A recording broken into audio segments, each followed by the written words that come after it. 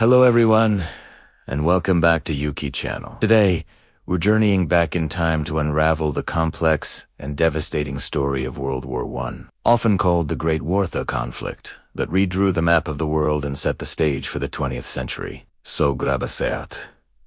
Let's dive into the war that changed everything. Our story begins not on the battlefield, but in a cauldron of political tension brewing across Europe. For decades, a complex web of alliances, rampant nationalism, imperial rivalries, and an escalating arms race had created a continent-wide powder keg. The major powers were divided into two opposing camps. On one side, we had the Triple Entente, which included France, Russia, and Great Britain. On the other, the Triple Alliance, consisting of Germany, Austria-Hungary, and Italy. Each nation was flexing its military muscle, building massive armies and navies, creating an atmosphere of suspicion and fear. It was a situation where one single spark could ignite a massive explosion. That spark came on June 28, 1914, in the city of Sarajevo. Archduke Franz Ferdinand, the heir to the Austro-Hungarian throne, and his wife Sophie, were assassinated by Gavrilo Princip, a Serbian nationalist. This act of political violence was the trigger. Austria-Hungary, with a blank check of support from Germany, issued a harsh ultimatum to Serbia. When Serbia couldn't meet all the demands, Austria-Hungary declared war on July 28, 1914. What started as a regional conflict quickly spiraled out of control. Russia, seeing itself as the protector of the Slavic peoples, began to mobilize its massive army to support Serbia. Germany, in response, declared war on Russia. Bound by their alliance with Russia, France began to mobilize as well. Germany then turned its attention westward, declaring war on France. To invade France, German troops marched through neutral Belgium. This violation of Belgian neutrality was the final straw for Great Britain, which declared war on Germany on August 4th. In just a few short weeks, the great powers of Europe were locked in a catastrophic war.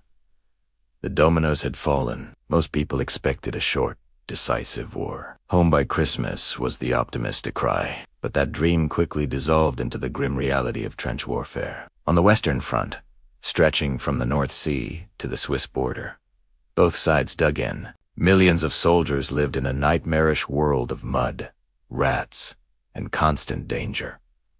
Life in the trenches was brutal. Days were spent enduring boredom and fear, punctuated by moments of sheer terror during artillery bombardments or going over the top into a hail of machine gun fire across no man's land. The war was a gruesome laboratory for new and terrifying technologies. Machine guns made frontal assaults almost suicidal. Heavy artillery could rain down destruction from miles away. Poison gas, first used by the Germans, caused agonizing deaths and became one of the most feared weapons of the war. Tanks were introduced by the British, giant metal beasts designed to cross no man's land and break through enemy lines. Airplanes, a brand new invention, evolved from reconnaissance tools to deadly dogfighting machines. And beneath the waves, German U-boats, or submarines, waged a ruthless campaign against Allied shipping, aiming to starve Britain into submission. The Western Front became a theater of attrition, where battles were not about gaining territory, but about bleeding the enemy dry. The Battle of the Somme, fought that same year, resulted in over 1 million casualties, with the British army suffering nearly 60,000 on the very first day. These names are now synonymous with the unimaginable slaughter of the Great War. But the war wasn't just fought in France and Belgium. The Eastern Front was a more fluid but equally brutal conflict between Russia and the Central Powers. The scale was immense, and the casualties were staggering. Italy, having switched sides to join the Allies in 1915, became locked in a grueling mountain war with Austria. In the Middle East, the Ottoman Empire, which had joined the Central Powers, fought against the British and their allies in campaigns like the disastrous Gallipoli landings and in the deserts of Arabia, where figures like Lawrence of Arabia gained fame. The war was also fought in Africa and Asia, as colonial powers drew upon the resources and manpower of their empires, making it a truly global conflict.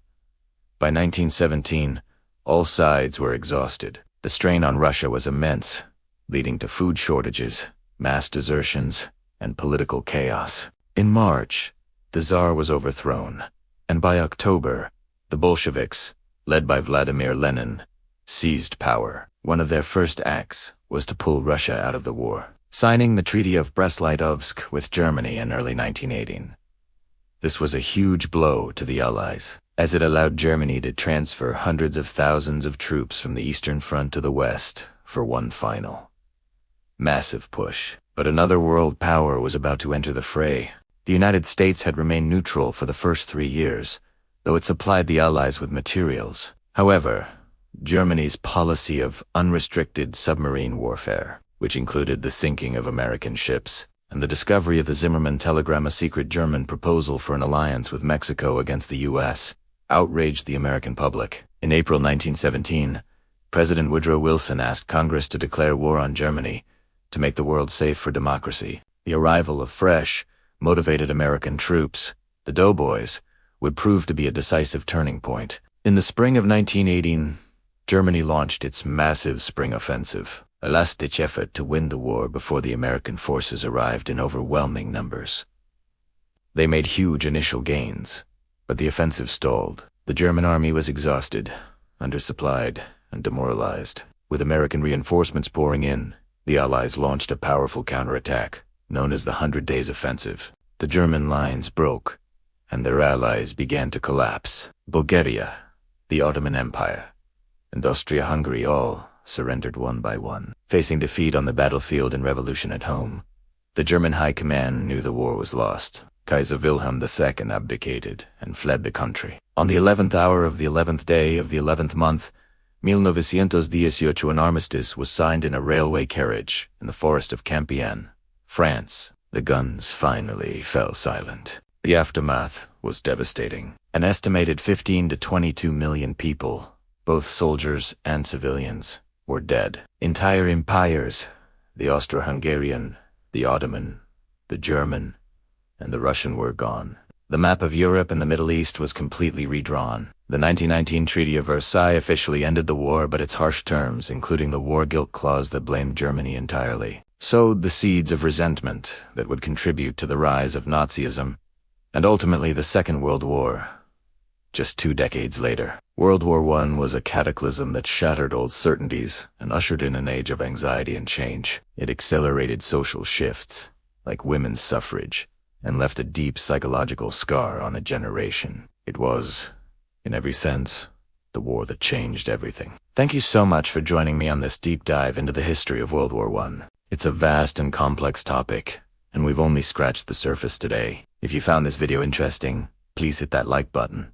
And don't forget to subscribe and ring the bell so you won't miss our future explorations of history. Let us know in the comments what historical event you'd like us to cover next. Until then, stay curious.